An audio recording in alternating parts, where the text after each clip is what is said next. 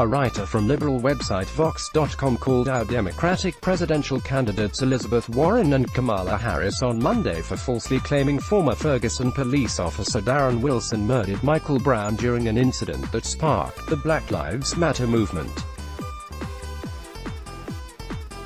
On the 5-year anniversary of Brown's death Friday, Warren said Wilson, who is white, murdered Brown during an August 9, 2014, traffic stop. Harris also said Brown, who is black, was murdered. 5 years ago Michael Brown was murdered by a white police officer in Ferguson, Missouri. Michael was unarmed yet he was shot 6 times. I stand with activists and organizers who continue the fight for justice for Michael. We must confront systemic racism and police violence head-on. Elizabeth Warren at Warren, August 9, 2019. Michael Brown's murder forever changed Ferguson and America. His tragic death sparked a desperately needed conversation and a nationwide movement. We must fight for stronger accountability and racial equity in our justice system. Kamala Harris at KamalaHarris, August 9, 2019. Conservative commentators criticized the remarks, noting that many of the initial claims about the incident have proved false. Critics noted that there were no witnesses to corroborate activists' claims that Brown held his hands up in surrender while yelling, "Don't shoot at Wilson." Some activists alleged in the days after the shooting that Wilson shot Brown in the back, though an autopsy did not support that claim. It was also not revealed until days after protests began that Brown was a suspect in a robbery at a convenience store just minutes before he encountered Wilson. Related, DOJ cleared Darren Wilson of civil rights violations in Michael Brown shooting, while conservative commentary on the Warren-Harris tweets might be easily dismissed. Vox's German Lopez gave the critique some support from the left.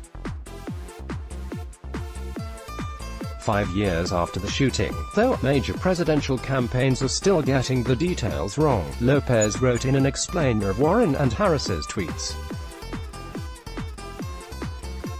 As Lopez notes, the Justice Department released a report March 4, 2015, that exonerated Wilson of criminal wrongdoing in the shooting. The report, which was released during Eric Holder's tenure, found systemic issues with Ferguson's police department, but said that Wilson reasonably feared for his life during his encounter with Brown.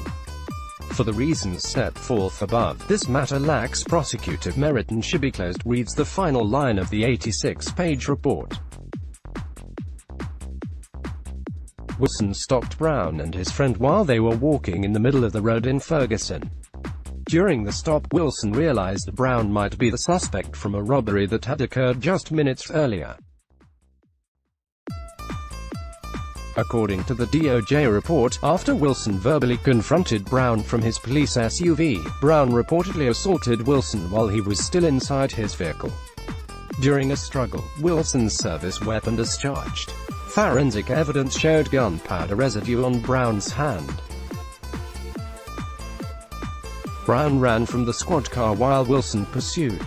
Witnesses said Brown stopped running at some point, and began moving toward Wilson. The officer opened fire, hitting Brown 6 times. Witness accounts differed on Brown's movement toward Wilson. Some witnesses said Brown was walking slowly toward the officer, while others said he was running. Content created by the Daily Caller News Foundation is available without charge to any eligible news publisher that can provide a large audience. For licensing opportunities of our original content, please contact licensing at dailycallernewsfoundation.org. Let's block ads.